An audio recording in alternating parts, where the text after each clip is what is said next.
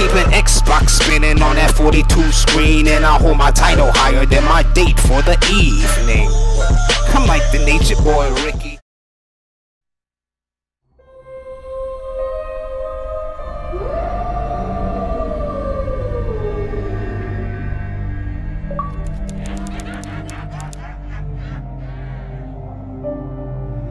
Where are we going from here? Where do we go?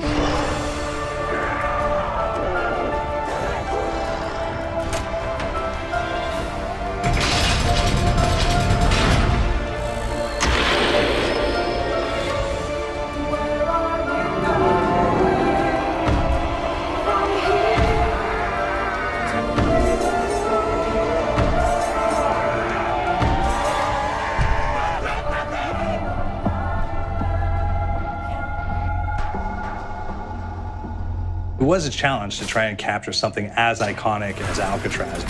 You know about this. This is arguably the most famous prison in the world, and now you're in it. Just the space, the physicality of it, because it's quite claustrophobic. When modern day prisons are designed, they really consider not intimidating people or making the spaces, as least stressful as possible. Well, Alcatraz didn't suffer from those restrictions. They did the research, they went out, studied Alcatraz, not just from books or internet. They were actually there to feel the environment, so it really sets a mood that gets you a little spooked. Well, we kind of started with the base layout of Alcatraz. The entire island we ended up roughing out in kind of a white box form, and then figuring out what play spaces we wanted to use out of that, what would be the most interesting areas to play in, and the connections between spaces, and spaces that the public doesn't necessarily get to go into. We really did a lot of pushing to really enhance that psychological horror aspect that we're really looking for. And this is a really good opportunity to really tell something special. Like I got stuck right through the gates to hell! This time around, I feel like it's been identified that there are these side missions that you're going to go out and try to accomplish. Al and the rest of the groups put together this escape plan, but the point is to get the parts and assemble this plane so they can get off the island. We did something new for the first time. We have actually contextual music that goes off. So that's a first for zombies. And it's all based around this horror thriller aspect. Every location will have a specific stinger that you hear when you find it, when you discover it, when you start unraveling the story. We start building on the music that you're hearing, and it's really enhancing that experience and going along with it in parallel.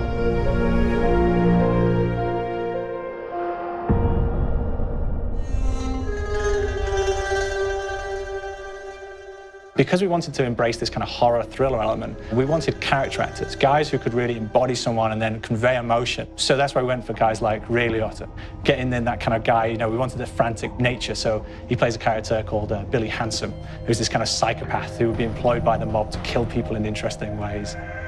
Chaz Palminteri, he plays a guy called Sal DeLuca, an old mob boss. Michael Madsen playing Finn O'Leary. He's kind of worked himself from the floor, from the streets. He's got his hands dirty and the blood and the guts a couple of times. And then we had Joe Pantoliano, and he plays Arthur Arlington, who's nicknamed the Weasel. Those guys, they bring a quality and a subtlety and timing that you can't really identify or try to recreate. Bring it on, dirtbags!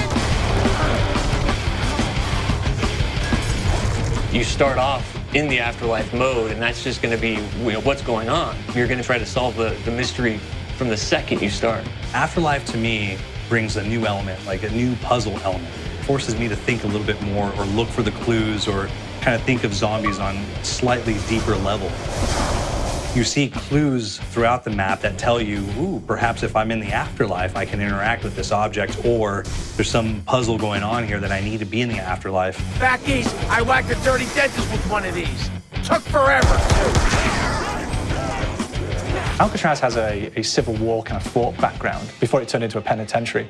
And so we had this kind of backstory, the idea that the warden would have collected Civil War weaponry. One of them is a blundergat. It's a fictional weapon, but the idea of the combination between a blunderbuss and a Gatling gun. And possibly, there might be a way of upgrading it to a more fantastical weapon that the players may find. You all gotta go sometime. You just went now. There's one main zombie, one big zombie that's going to come through and wreak havoc on your life. He'll lock down the perk machine, he'll close down the box, so you have to pay to get that open again. So you don't want him to interfere with your process. Now's a good time to pick a fight. It's a fun challenge. It keeps things moving forward. In terms of perks, we have a new perk called Electric Cherry. When you reload, it gives a shock around you, which scales over time. I was asking for it, ball. There is so much to experience in this map. Every time I play it, there's a new tactic to take, a new experience, a new objective to go for.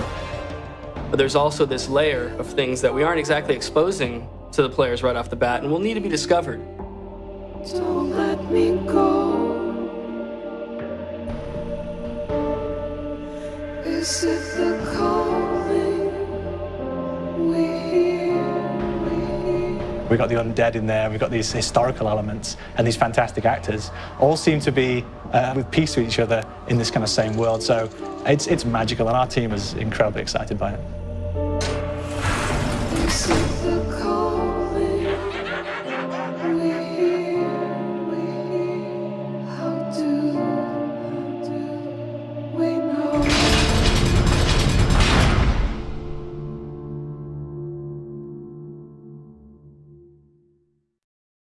Xbox, my song got video on deck. Sound check, sounds good. With a YouTube check.